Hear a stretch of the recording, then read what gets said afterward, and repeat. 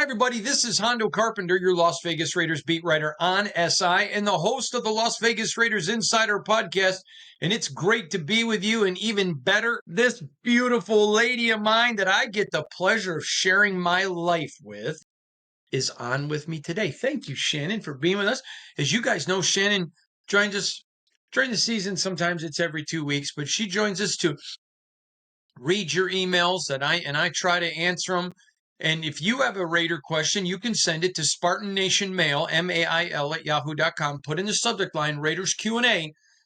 And then we go through it, and well, I don't, but they get gone through, and we select emails to read on the program each and every week. And I don't read them. One I read because of just kind of the timing. It literally came in just before. But Shannon reads them just because sometimes. Or so let me tell you the story. So one time somebody sent in an email and they misspelled somebody's name. And so Shannon mispronounced it and people went after her pretty hard in the comments, of which I do not read. I want to make that clear. So all my haters, I don't read them. So she's like, I was reading what the person wrote. I can't interpret them. And so she reads them usually like an hour before. Half hour before, something like that. If I read them. Yeah, if she does. So if she mispronounces something, show her a little grace, will you? I'm sure that she won't because she's a pro. Good to have you with me today, sweetheart. Let's get right to it. All right, sounds good. Hondo, I am totally lost on Jack Bosch. I thought the kid would be a star, and he is a nobody. How did we miss on him, Dwayne D? Did he really call him a nobody? Yes. You're 6 games into a rookie player's career. And now you are authoritative enough to call him a nobody. Wow. That is so preposterous. I don't even know how that got. We've got to rethink our screening process. This reminds me of the Happy Gilmore. No, it wasn't Happy Gilmore. It was, it's where he goes back to school. Don't look at me. I don't watch movies. Adam Sandler movie where he goes back to school. All right. I'm going to get you the name of it right here. Billy Madison. That reminds me of the Billy Madison where he says, sir, we are all dumber for you having asked that question. And I mean, I'm sorry, Dwayne, but that is so preposterous. I'm not even going to. This is why tonight we're talking about facts, fiction, innuendo, rumors. I'm just going to just throw that away and flush it. Okay, so 40% of first-round quarterbacks are even relatively successful, okay? So if you take 10 first-round quarterbacks, as soon as they're drafted, say, oh, they're going to be a bust, I'm calling it. 6 of them you're going to be right on. Okay. You're never going to mention the 4 you were wrong, but you're going to say, I called it. I called it, bro. I called it, bro. Bro, I called it. Wow. Wow. It's like, hey, my kid's 6 and he doesn't know trigonometry. He's a bust. Oh. Go to the next one quickly. I just have one quick question, though. If you're going to flush that question, can we flush your beard with that question? What is wrong with my beard? We're getting close to No Shade November. If you don't shave in November, I don't shave in November. It will be gone. Nah. Gone. Hello, Hondo and Shannon. As far as the Raiders go, do we just need to give it more time? I know it's easy to point the finger at Geno, and it may be well placed with him. I'm not sure. My point being, has anyone with an expert level of understanding evaluate the offense, their run as far as play calling, line play, and receivers? Are the receivers able to get separation? Are they running the correct routes? Is the blocking where it should be? All this stuff needs to work together. Otherwise, the quarterback is left scrambling and an utter mess. Mark M. in Colorado. So, first of all, I think they absolutely do deserve time. It's like people saying, I'm calling it. Pete Carroll, he sucks. She's laughing because she knows behind the scenes the stuff we hear. Well, this just makes it, I don't know. Okay. This is a good email. I'm not mad at this email. You're not saying you're mad at any of them. It's just funny. No. This is a good email.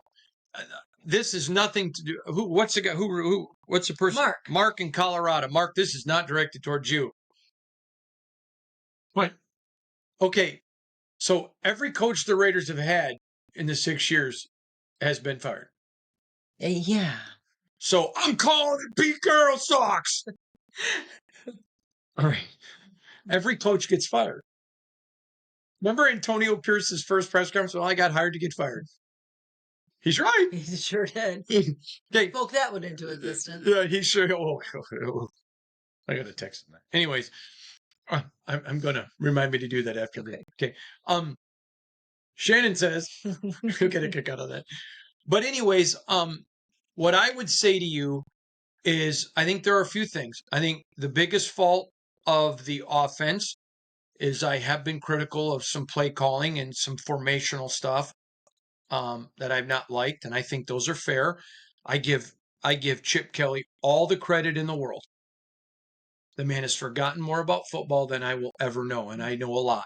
So I'm gonna cede respect to the man. But those are some things I'm critical of because when I talk to NFL people, they have been critical of it. And people that have had a lot more success than him, including you and I were driving down the road the other day and a Super Bowl winning coach called. Yes, he did. And Shannon heard the whole thing. She's just, tell him, what was your reaction to it? They got to give was shocked, but and we're not going to say what he was saying. Or who it was, but it was interesting. I'll just say that. I mean, and she's the Raider fan. Interesting. And she got off the phone and she goes, I'm depressed. I couldn't believe it. And he wasn't critical of Pete. Let's make that real clear. No, he wasn't critical of Pete at all. But anyways, doesn't matter what he was critical of, but it was funny. Anyways, so what I would say is I do think it needs to be time, but I absolutely think there has to be adjustment. I think there has to be adjustment. And a lot of it has been Geno and turnovers. I mean, Pete Carroll said it. He said it. When I asked him, your offense is worse than last year. And you're like 30th in the NFL. You guys got the big quarterback you traded for. Right. Most expensive offensive coordinator in the game. $6 million large a year. That's almost as big as your Amazon budget. and well, what do you attribute it? The video was up there. I asked it last Friday, I think. And he said, turnovers. So I think there are absolute things that you can be critical of and should be. But this blow everything up stuff, I mean, you're welcome to have any opinion. It's not my place to tell you an opinion to have. But you're asking mine, and I'm telling you, I have not lost any faith in Pete. I've not lost faith in where this. I think there needs to be some adjustments, but we are literally 6 games in. 6. That's why I tell you with every coach, and people get mad at me. But remember when Josh McDaniels hit his 21 games, or bam, then I turn hard analysis. And I have kept that mantra with every coach I've covered, and I always will. And I'm going to tell you this. I believe in Pete. I like Pete personally. And you know that. Shannon can tell you that. I really like Pete personally, and I think he's a great coach. I don't think he's a good coach. I think he's a great one. And I keep going back to this. And I remember teasing Peyton Manning about this one time. I mean, after his first year, he's a bust. Can we trade him for a 15-round pick? And somebody's like, we don't have 15 rounds anymore. That's what I mean. Cut him. And the guy only turned out to be top 3 or 4 quarterback in NFL history. Come on, folks. Just like with Jack Best. He's a nobody. First of all, he is a somebody. I don't care if he's a bust in football. He's a great kid. And he is a somebody. But the kid's going to be, I think he has all the potential to be a great football player. And we saw it a couple weeks ago. Didn't see it this week. A little bit different game plan, but we didn't see it. He's a rookie. But I'm calling it. Okay, I'm going to make my call. Can I do it? I'm going to make a call. Jack Best is a rookie. Bank. Facts. Our son is a junior in college, and that's his thing. He'll always say something. He'll say something. That hamburger's great. Facts. So, Jack Best is a rookie. Facts. You're so goofy. I'm drinking Diet Mountain Dew tonight, baby. That's probably what. Keep going. Hondo, I saw that Jacoby Myers was not at practice and on the injury report. Rumors are that he is holding out until a trade. Is this accurate? Clayton O in Plano, Texas. Clayton. So let me say something. I normally won't even address rumors. I had so many hit me up on this, okay? No, he's not holding out demanding a trade. He is on the injury list legitimately. He's not holding out. Was I on the phone today? I'm not going to say with who, but she knows. Is that pretty good, reliable information? Yeah. Will you tell them, please? Yes. It was not holding out. I had somebody say, I heard they didn't practice him because they got a trade done. Heard he's holding. Just stop. No, he was not in practice, and he was on the injury list. Moving on. Hondo, I'm curious. Many of the points that you passionately discuss on your podcast. Wow, you're passionate? Once in a while, Wow. I am known to be.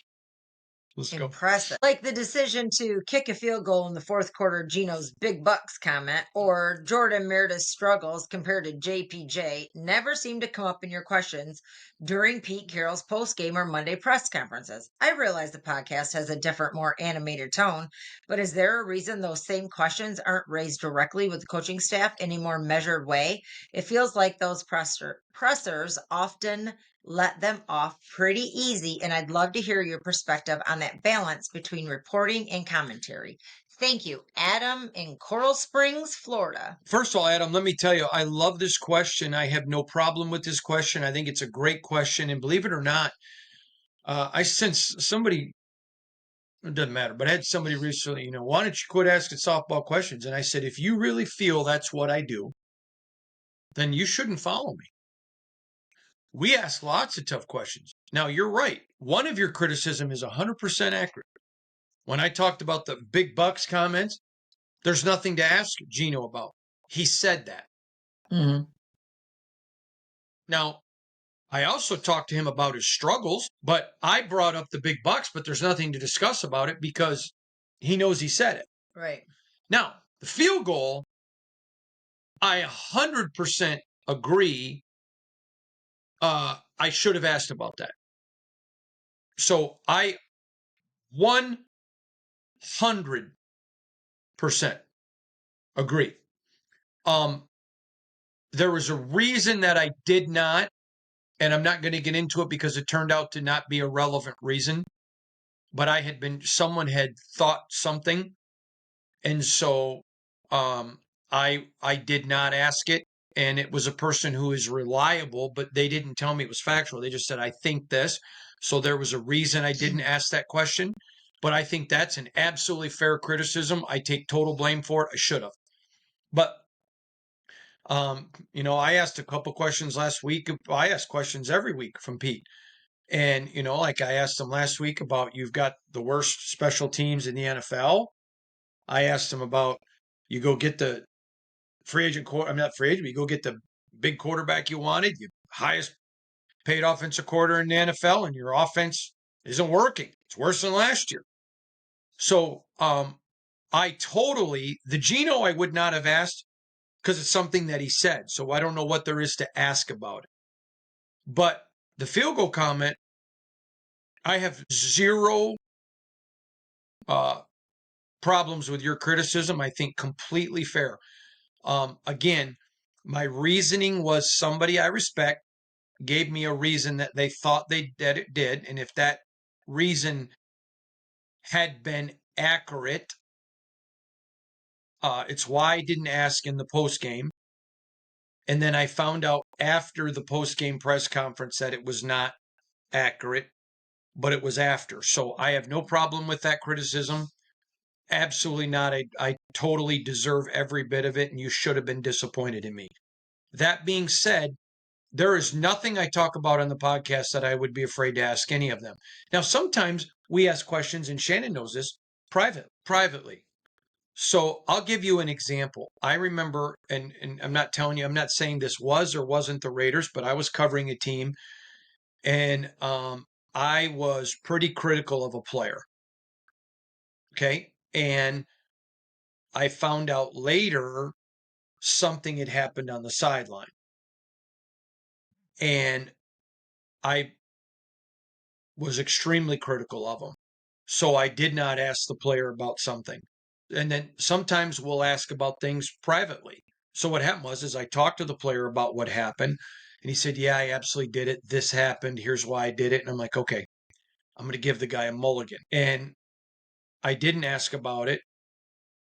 And so to me, I understood the criticism for not asking. But sometimes we do, and we get answers. Sometimes there's things that we find out off the record that we can't talk about. So listen, I have no problem if you want to be critical of questions I do or don't ask. I'm going to tell you this. I have never not asked a question because I thought it was too harsh. Ever. You can ask a question and not be a jerk to people. That's one thing about marriage is there's lots of ways you can say to your wife. So I can say this now, we've been married so long. The first steak Shannon ever made me tasted like somebody went to a Goodwill store, and do they even have Goodwills anymore? Yeah. And bought the oldest, raggiest Nike tennis shoe that had been run like 5 million miles in, and put a little bit of salt on it. It was the worst steak I've ever had in my life. Now she's a phenomenal cook. But the first one, and I learned that night, there's a difference between what did you do to this steak? And hey, babe, you cook great steaks for me. Did the stove break on this one or whatever? Or did you leave it on because there was an emergency? It's high ask. And but sometimes you ask questions, but you know what? Again, I go back to that field goal. He's talking about the field goal in the Indianapolis loss. Uh, I have no problems with your criticism. I 100% deserve them, and I own them. I own it. So All right. Hey, Handa, watching the Raiders struggle with a new coaching regime has me wondering your thoughts on how impactful the NFL union rules on preseason practice and participation are on team in season performance. What is a bigger threat to the future of the NFL? Owners' greed or union intervention that diminishes the final product? Thanks, JV in the Bay Area, California. great question, JV. Do you want to go take care of that problem? I'm doing this. Sure. So let me address this real quick, JV. Shannon will be right back with us. I'm going to take umbrage with your question. Let me find it a little bit. Shannon, where's that question at, sweetie? Okay, so here's your question. Oh, I can't find it. Here we go. It says, Uncle Hondo. Nope, that's not it.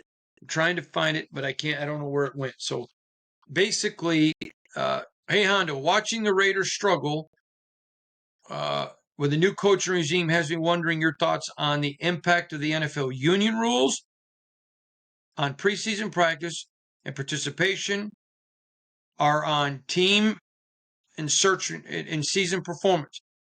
What is the bigger threat? The future of the NFL, owners' greed or union intervention that diminishes the final product? So I'm going to say something here because I think this is who asked that again. That is a great question. Jay from California. Jay, that's a great question. So I'm going to take a little bit of an umbrage with what you asked, but I'm going to answer you. I understand why the Players Association, okay, you want to add all these games? Oh, excuse me.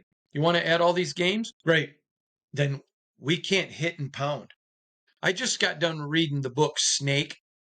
Oh, that's a good book. It's basically the story of Kenny Stabler. It's called Snake. Great. Recommend. It's an older book, but I recommend all of you read it. Because I'm learning Raider history and all that. And like preseason used to be 2 months, and now it's like 5 or 4 and 6 games. Now it's 3. Oh, it's brutal.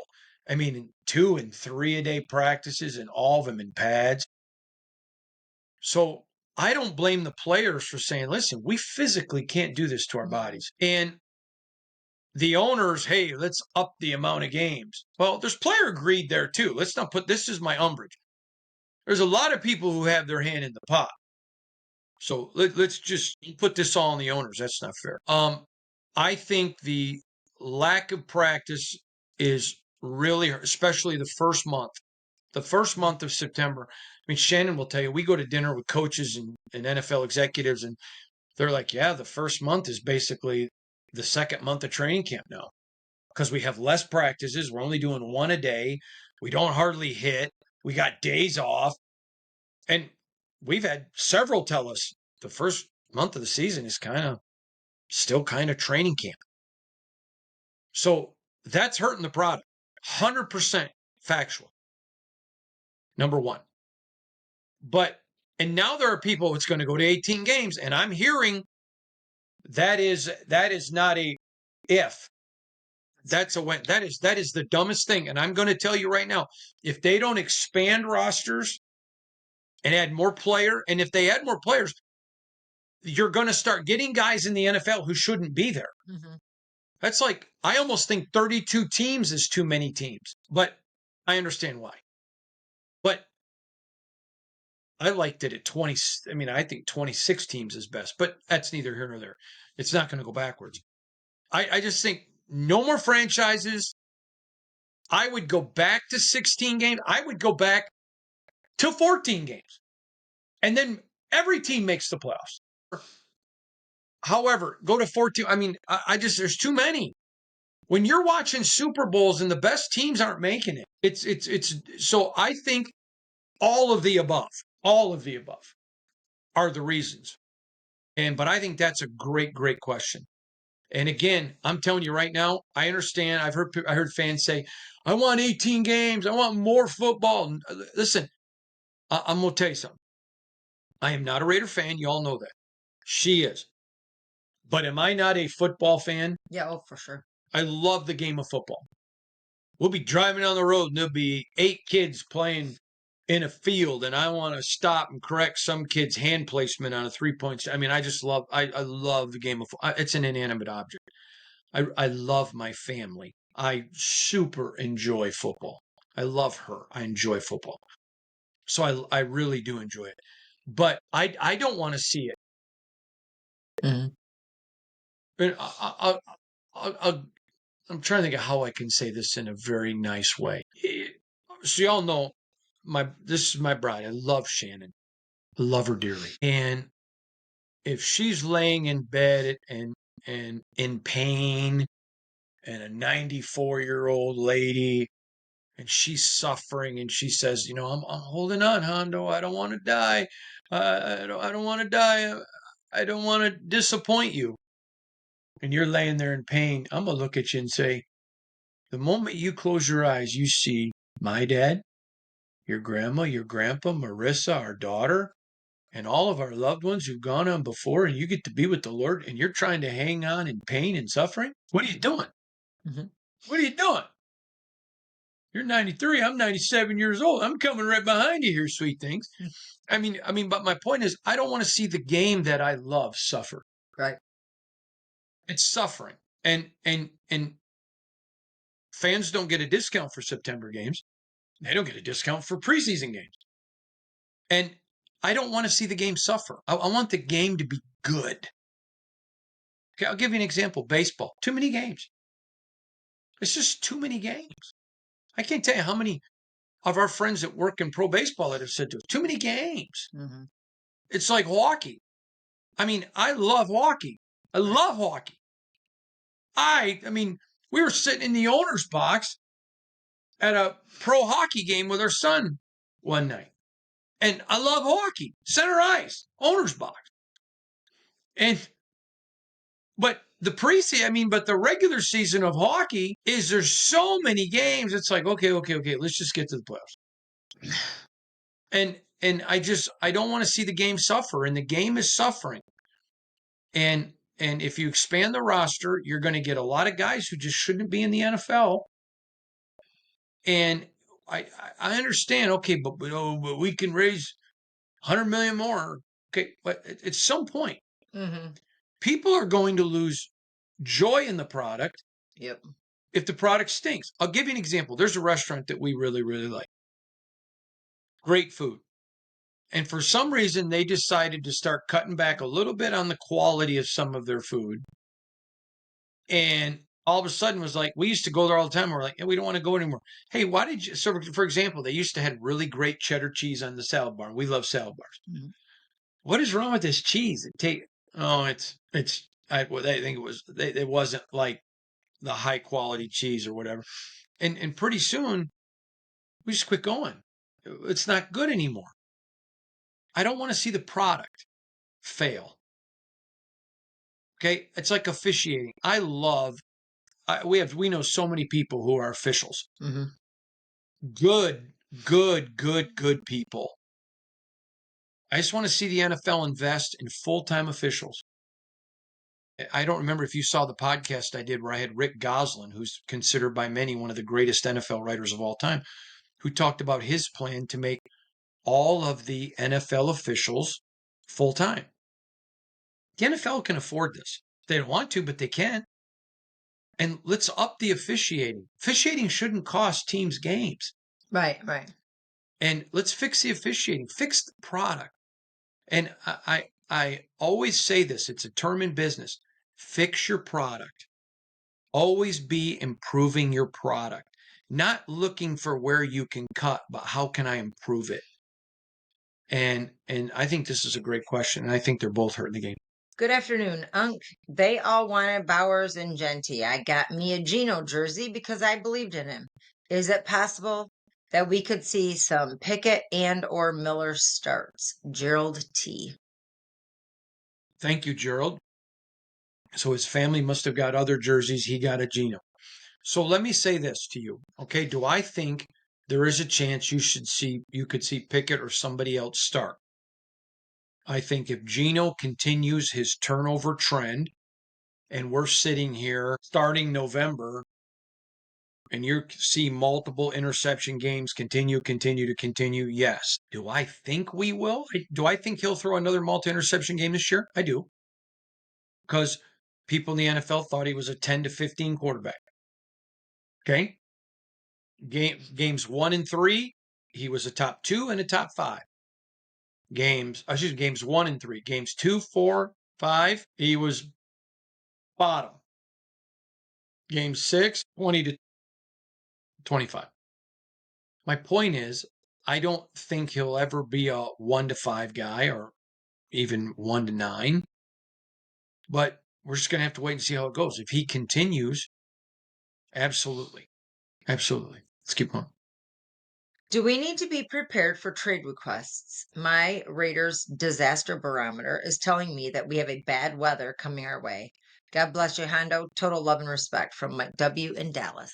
Great. Hey, Mike in Dallas. 2. Papacitos. They can't hear you. Yes, they can. Papacitos. Go to Papacitos, Mike. Best restaurant in the United States. Not the best restaurant in the world. Best restaurant in the United States. Best restaurant in the world is the Carnivore in Nairobi, Kenya. God bless the Carnivore.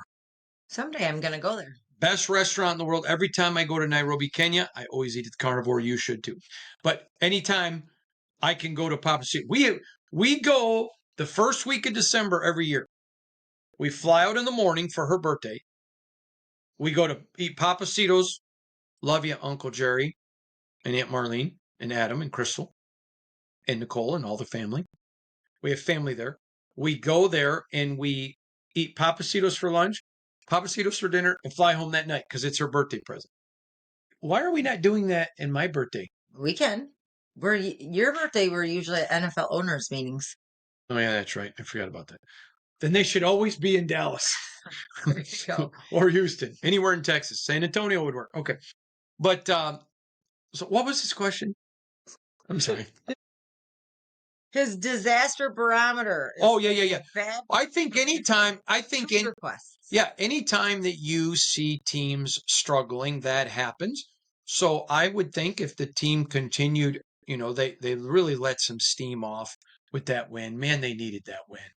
I was very happy for them because they worked hard. Mm-hmm. There are some teams I could care less if they win because they quit or they're not putting effort. This one, there's no quit in this team. You may not like their effort, and I don't have a problem. I mean, you may not like their results, and I don't blame you. I don't like the results. But I can tell you there's nobody that's quit. Right. Okay. But if it continues to get to a disaster, absolutely, that is normal in the NFL. Normal. All right. This latest collapse against the Colts has me lost for words. Who is to blame, Hondo? I would love your expert opinion. It is still my team, Raider Nation for life. Man, it's tough. Not for your average bog standard fan, part of Raider Nation since 1983. It is a way of life. Your friend, Natalie Evans, is a girl. Okay. We don't hear from girls very much. Okay. We don't. I don't even pay attention. I do, because I'm a girl. Okay. You probably don't have any idea what her question is, do you? Yes. She wanted to know what happened with the latest Colts disaster. Yes. Well, let me just say this. Great question, Natalie. But I think we should be talking about this latest Tennessee win. But I will say, because evidently the email must have come in after the Colts game, I think the Colts game, the offense, I think that the turnovers led to disaster. And I agree with Pete when I asked him about his offense. He goes, turnovers. I'll tell you, that's something I love about Pete. There's no, we're going to go look at it. Yeah. It's on me. Put it on me. We're on to the next game. No, it's turnovers. He's right. You can't turn the football over in the game of football. It is precious. The football is precious. You have to treat that thing with the love of a newborn baby and protect it and be willing to give your heart and soul to protect the football. You can't win if you give away the football. If I give you the football, I can't score. And you can. And football is predicated on keeping you from scoring and me scoring. And I can't score if you got the football. Protect the football. It is precious, my precious. Do you remember that movie? I never saw it, but I read the books. J.R.R. Tolkien, Lord of the Rings, and in there's that Goyim, my precious, my ring. The football is precious. The football is to be loved. It is to be nurtured. It is to be cared for and treat with reverence. Protect the ball. It's easy. Protect it. Love it. Cherish it. Treat it like a newborn babe. Protect it. Tell the football, I love you. Come to me. If you're a defensive player, come to me. I love you. And if you're an offensive player, don't leave me. Don't leave me. Stay with me. I love you. Sing to it. Love that pigskin. Hang on to that oblong ellipsoid. It is, where are the Raiders losing? Turnovers. That, folks, was from our favorite Professor Carpenter. This is not brain surgery. It's also not a baby. I know, but I'm just, well, obviously it's not as precious as a human life, but I'm just saying it's the football is it's why it's called football, because it is the most important thing on the field. It is the football. And you have to, why is that funny? It's not funny. You have to protect it. It is why the biggest, strongest men on the field are either protecting it or trying to crush those that are so they can take it. That's why the line of scrimmage is the most beautiful thing outside of your wife when on her wedding day or your baby's the day they're born. The line of scrimmage is a precious thing. I love the line of scrimmage. You have these big, gargantuan human beings, battling the pigskin. Protect the football. That's all.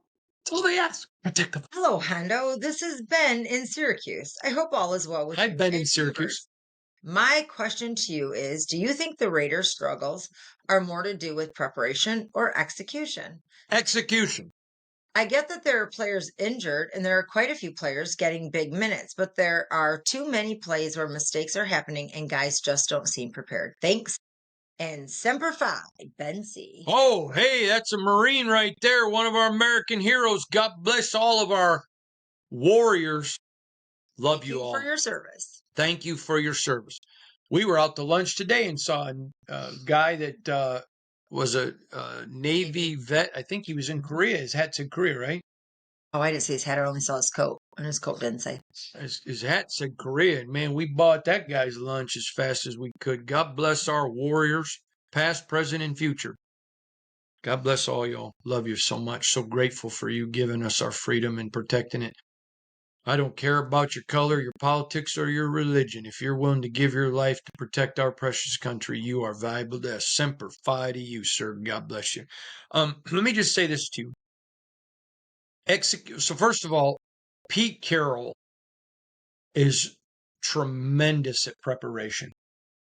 Now, I think there are some things that you can be critical of with coaching, for sure. I have a lot of problems with some offensive coaching. Not calling for Chip to be fired at all. None of that stupidity. That's way too early. Not even close to that. I'm not even there. But sometimes if you mention that you're critical of something, people take it as you're calling for somebody to be fired. That's not what I'm calling for. I like Chip and very much, but I have to be critical because it's accurate. But I have criticism with special teams, and I have belief that Tom McMahon can fix it because his track record is that he's a very successful coach. It has not. Last week was much better, but the 2 previous weeks had not been really. The whole season had not been great. So that's very fair criticism. But I know I've been there in practices. I was at every training camp practice, and I watched. Man, they were working. So I think some of it is schematic. Remember, that's coaching. So when I say schematic, let me quickly explain. Coaches draw the plays. That's scheme. Mm-hmm. Preparation is them practicing how to execute the scheme. Execution is the player's ability to take the schematics and the preparation and then turn it into execution. Okay. So if you're think of something that's 2 ingredients, like pancakes. Okay. Pancake mix and milk. Okay. So here's your 2 ingredients. You got pancake mix and milk. So let's say pancake mix is schematic. Milk is preparation. Together they make a baby, and and then how does it come out at execution? Okay. I have some problems schematically. I have 0 problems with preparation. This is a very hard practicing team. This is a coaching staff that they're not wasting time. So I don't have any issues with that. And I have issues with some schematics, and I have issues with some execution for sure. So I have no issues with preparation. Now, you may say, but if the schematics aren't correct, they're preparing for the wrong thing. That's 100% true. But it doesn't change the fact if the coach believes in his schematics, they're practicing hard and the players are practicing hard. They may have the wrong schematics, but it doesn't mean they're not preparing. They're not doing prep. All right, let's go. We got to hurry. Do you think the Raiders would trade Crosby if he requested it? Luke from San Diego. Ooh. Well, Jacoby Myers asked for a trade and he didn't get it. So do I think if Max Crosby walked in today and said, I wanted to be traded, I think they would tell Max. And if Max was approaching it like Jacoby, and everyone knows I have a great relationship with Max, but I have not talked with him about this in any way. I'm not implying that. You're asking my personal opinion. And the only reason I'm even bringing it up about my relationship with Max is I don't want him to think, oh, this is what Hondo said. Max and I have never even discussed this question. I didn't even know the question was coming. But I can tell you, I would think the Raiders would say no. If I was the Raiders and Max came in and said, hey, I want to be traded. Yeah, pound sand. I'm not getting rid of a generational talent. Right. Hondo, I appreciate you always being fair and evaluating the Raiders. So I would love to hear your take on this. I don't mind losing games if we play a sound and solid game. But we're losing because for some reason the Raiders are not playing sound fundamental football. Sure, there are times when we do some good things, but there just seems to be a lack in execution that I should not be seeing from an NFL team. And this has been going on for decades. Why? Thanks again, John Shum. Well, John, first of all, it would be unfair to the Raider organization for me to comment about execution when I wasn't a beat writer. That wouldn't be fair. I agree with you. The results have not been good. And I agree with you that people I've talked to who've covered them over the ages agree with you. But that would be me echoing to you what they've told me, not what I've personally seen. I think a lot of it has to do with the question earlier was September football, but we see it with the Raiders sometimes in November and December. I think it's going to be a cultural shift that has to come. And you are never going to experience a cultural shift, changing coaches every year to 18 months. It's just not going to happen. Mhm. It's literally not going. So I have a very, very good friend who's a tremendously successful doctor. And matter of fact, he sent me a text the other day because we were hunting buddies. And he was mocking me because it's football season and I don't get to hunt. And he was sending me trail cam pictures. That was nice of him. When I told Shannon about it today, all she did was laugh. When I told you he had texted me, all he did was laugh because he was mocking me. I said, that was nice. No, it was not nice. He was a jerk. I love you, Matt, but you're a jerk. Anyways, but what I would say to you is I when he talked about medical school, when you had to pick what you were going to do. Mhm. And he said, because you just have to get into it and you have to learn the call. So you do this thing, and I don't know what it's called. You may know because you're a nurse, but you go to medical school and then you do a bunch of different things to try to decide what you want to do. And then you specialize. Mhm. So, some people pick endoscopy, which deals with cancer. Some people choose what? Endoscopy is not cancer, that's oncology.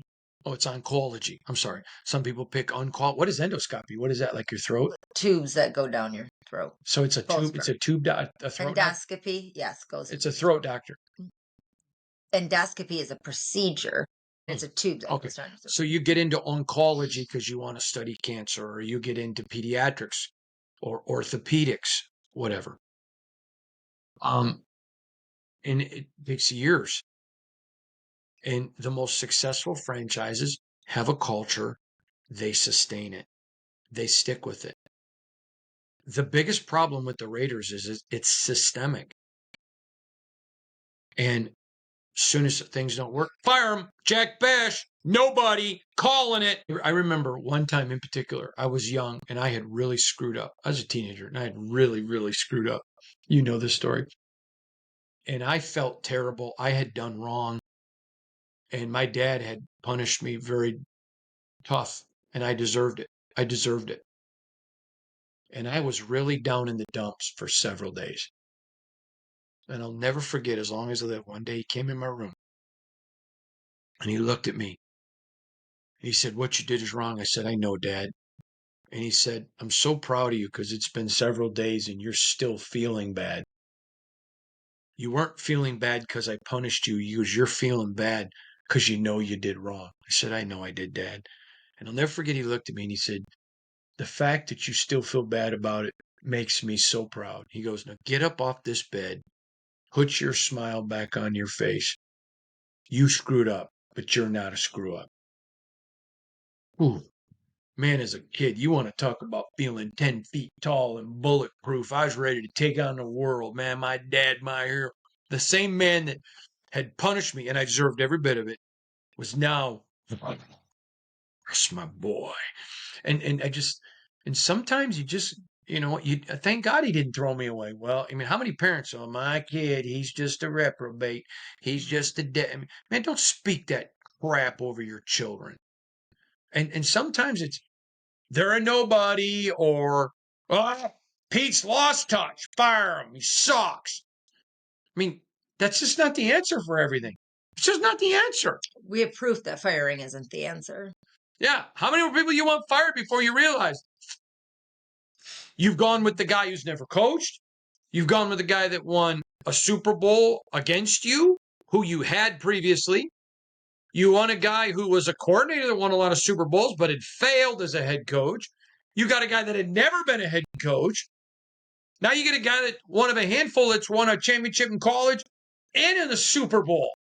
You wanted all of them fired. I wish there could just be like your standard, just the perfect Shannon coach. Everyone know that guy's the perfect coach. You can go just like you're the perfect wife. Hmm. But they don't exist. There's only one, and I married her. Why she picked me? Nobody's y'all. I know y'all. Some of y'all are like, you guys tell me all the time. Love having Aunt Shannon on the program, Uncle Hondo, but man, I don't understand what she sees in you. I agree. I agree. I think it's just because I came from a good family. She really loved my brothers and sisters. Ready? Yeah. Okay. Hi, Hendo. With the number one overall pick in the 2026 NFL draft, the Raiders select who? Ooh, this is a good question. Thanks. Doug Keller in Denver. I could see a lot of different positions. So I'm going to tell you this right now.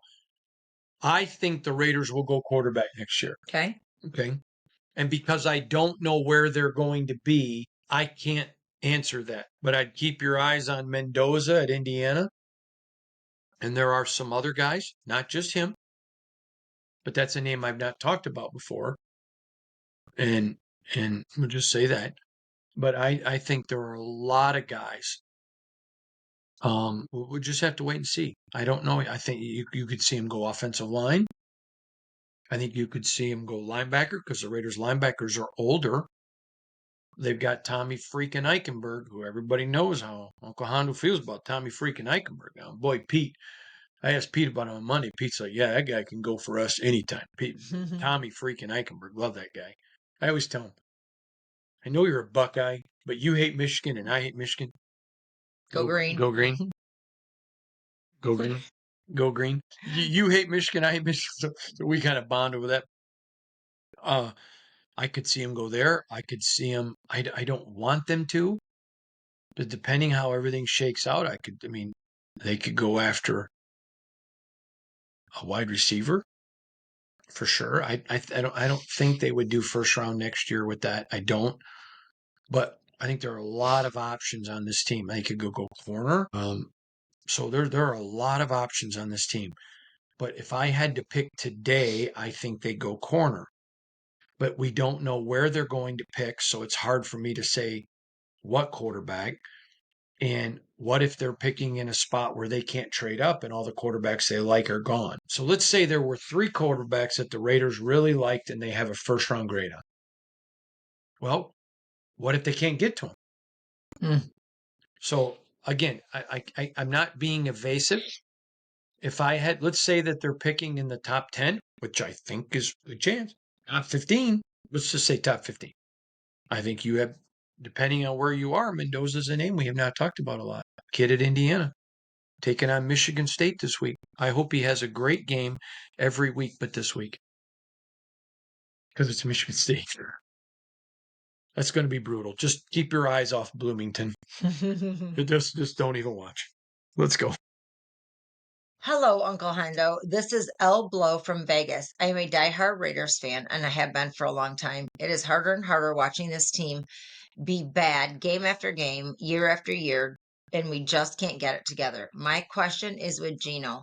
Having all his troubles, do agree that Chip should be on the sideline instead of upstairs. Thanks.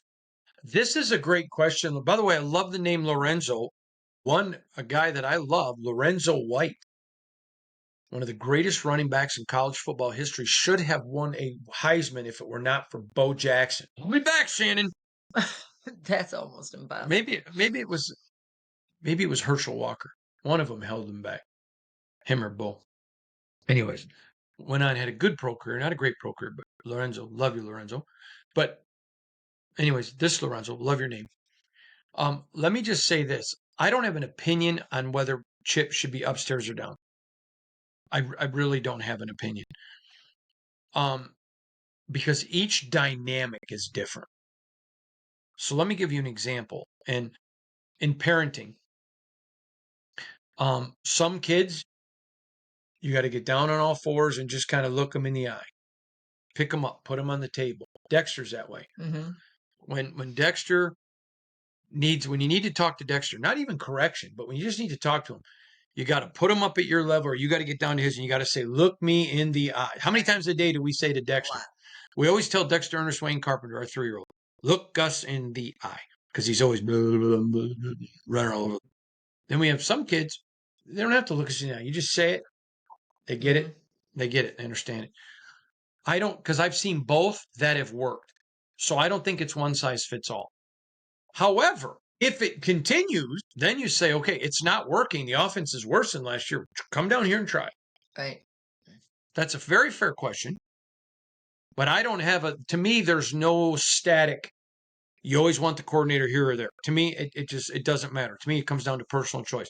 Whatever the head coach wants, whatever the coordinator wants. If I was a head coach, it would depend on the personality and it would depend on my staff. If I had an offense, so for example, if Patrick Graham says, I want to be in the booth, but he's got a real strong personality down on the field that the players can rally around as a defensive coach, I'm okay with that. It depends on my ancillary staff and what do I have there? Do I have that motivator, that corrector, a guy I can talk to? That to me, it's a great question, Lorenzo, but I don't think I can answer it. And I'm not being evasive. That's why. All right. My question is, in another season that is looking like a lost cause, what tangible things will fans be able to point to that only a Hall of Fame caliber coach brings to the table? Guys simply getting better, the team sticking together, or playing hard all happened under Antonio Pierce while he was the interim coach. So hopefully we can expect something more than just that. As someone in a leadership role, I do understand how difficult keeping a team together in the face of adversity is. So I'm not diminishing it. I would just like to know if there is anything more we can expect. As always, thank you for your work. Chris R. in Baltimore, Maryland. Chris, that is a great. Will you move in a little bit because the camera's. I can't get Oh, I'm sorry. in. There we go. Okay. So, Chris, let me address your question because I think it's a great question, and this is what I love about. That's why I say Raider Nation's so smart. He talks about we saw that in an interim basis under Antonio. Exactly. So let me say a couple of things. I think you have every right to expect the team to improve. They have to take injuries into account. That's legitimate. But you have every right to expect the team to improve. Now, this is why I give 21 games. You give the entire first year. Then you give them a chance to go draft again, sign more free agents. And I always talk about this, and nobody mentions this, and go back and decide what coaches do I need to change. Right. Sometimes coaches get fired not because they're bad coaches, they don't fit. Mm-hmm. And so I think you have every right to expect Pete to improve this team. If things are not improving, for him to demand changes and to say, this is what I want. And if guys are unable to give that to him, then that's a huge deal. I expect this team to be looking under every nook and cranny and bush to see, can we find another guy we can sign to come help, and keep signing guys until you find somebody that can help. I think you absolutely have every right to expect improvement. And then next year, you got 4 games, first 4 games, and then game 22. It's okay. There should be substantive improvement now. Mm-hmm. Substantive improvement. You just saw it in Tennessee. I mean, the guy was there, a year and 6 games, and they're like, yeah, we're not seeing anything substantive. Bye-bye. So that's why if I was an owner, I would never sign. I would Pete. I would a proven coach, but I would never sign a guy to more than 3 years. The first deal. Mm. I mean, these guys that signed. I mean, I felt bad. It wasn't his fault, but Mark signs John Gruden to 10 years, 100 mil, and he's only there a few years, and then the NFL sabotaged him. But you go sign Josh McDaniels to a big deal.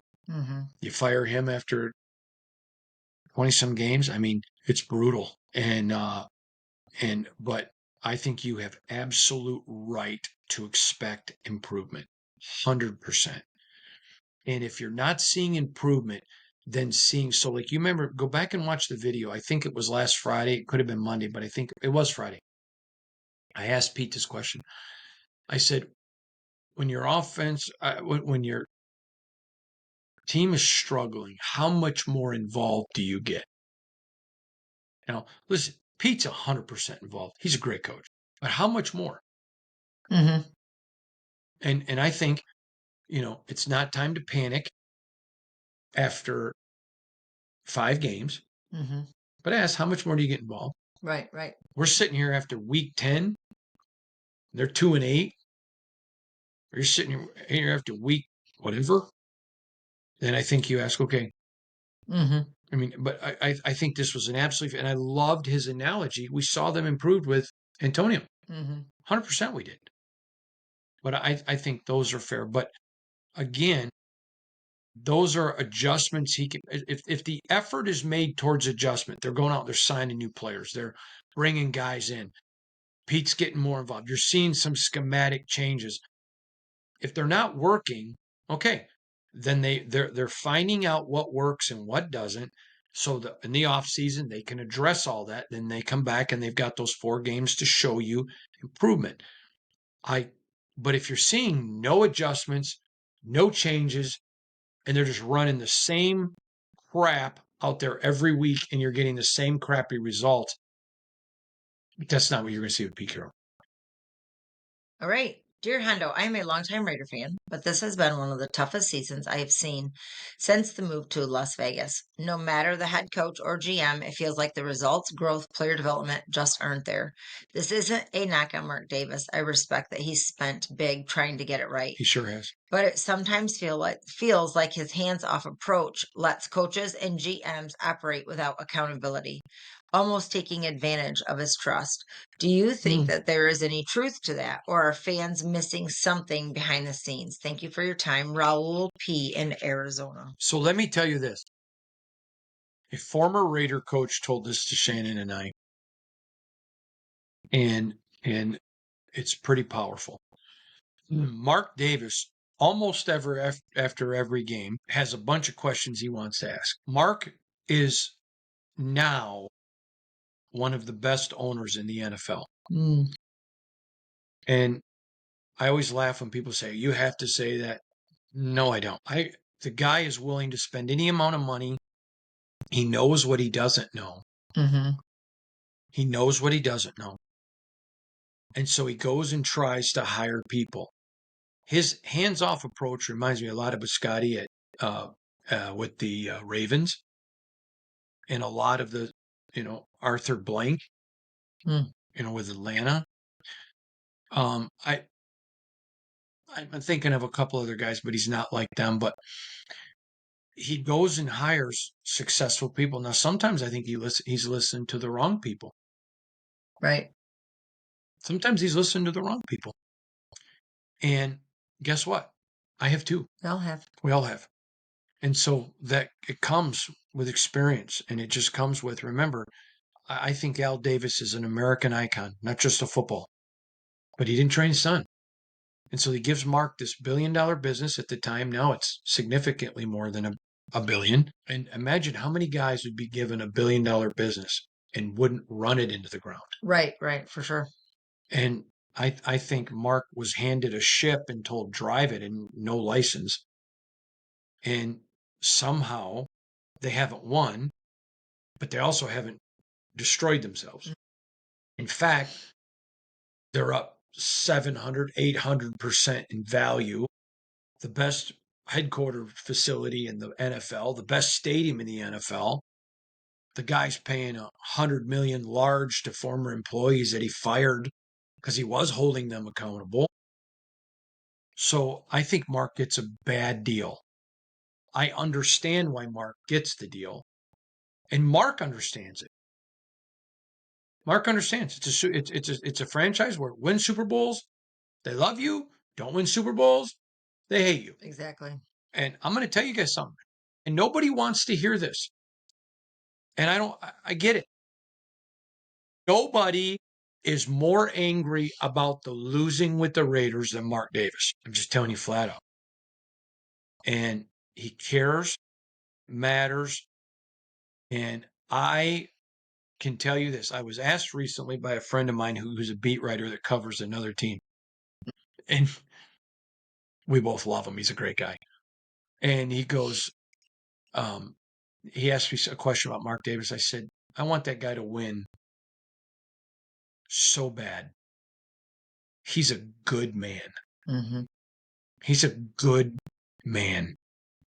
And I get tired of people who make fun of him because the Aces won the world championship in the WNBA and he's dancing. He owns a pro franchise that just won a championship. Right. Or people want to rip on his haircut. Who gives a crap about it? You know what? When you're worth billions, you can wear any haircut you want. Am I right? It's like, I'm not worth billions, so Shannon can pick on this. But if I'm sitting here worth 8 large, I guarantee you Shannon ain't complaining about the beard. Right? If I had $8 billion, I don't think you'd complain about the beard. I might. Yeah, you would. Because you married me. I don't like it. Because you married me for the right reason. Okay. But my point is, what I would say to you is I understand the frustration with Mark. I think he understands it. But I've told you guys this before. Nobody is more angry than him when the Raiders don't win. And I understand why I don't understand why people pick on Mark for stupid stuff. If you want to be critical of Mark for some decisions, I guarantee you Mark is critical of some of the decisions he's made. But I think he does hold people accountable. That's why he's got millions that he's paying people to not coach the Raiders. And guy deserves a little bit of grace there, in my opinion. All right, not football. Oh, not football. Da-da-da. The next question has nothing to do with football. So if you don't want to hear a non-football question, please turn off the podcast right now. But if you do listen, there is no bitching, moaning, complaining all loud. Thank you very much. Ask our one question. Hondo, about to graduate college. I'm single and I want your best advice. I don't have a dad and I love it when you talk about yours. Walt S. 2 things. Number 1, the biggest decision you'll make in your life is who are you going to live your life for? I live my life for an audience of 1. And it was a decision that I made that I wanted to live my life for the Lord. It's the first decision you're going to make because you're going to have to decide what am I going to live for? So I come from a perspective of I want to live my life for the Lord. If that's not a choice that you make, that certainly is your choice. Doesn't mean I hate you or I think you're a bad person because I don't in the least bit. I know I'm a bad person. I need the Lord desperately because I'm not a good person. When Jesus looked at him and said, hey, there's nobody good but the Father. There's nobody good but Yahweh, which is the name of God. If Jesus can't say he's good, then I know Hondo Carpenter isn't. But so that's the first decision: is make a decision. What's my life? What's my true north? What's my compass going to be? For you, it may be if it makes me feel good, I'm going to do it. But for me, my second decision is who was I going to? That is the second biggest decision you'll ever. You know what I love? I love her for a million reasons. She's obviously beautiful, but guess what? Beauty on a not nice person fades quick. I had the privilege of loving Shannon when she was a little girl. I'm going to show you guys a picture. I met Shannon on September 9th, 1981. It was a Wednesday. I was 10 and she was 8 years old. Can I show him the picture? Is that the one or are you looking at the double one? I'm looking at the double one. Give me just a second. And I became quickly enamored with this Czechoslovakian little blonde that had the most adorable golden curls you have ever seen in your life. Hold that up there. Look at that picture. Look at those curls. That's the day we met. You were so beautiful. I was just a fat, chubby kid. But look at her. No wonder you didn't like me. Let me just hold that picture. Let me just show that picture.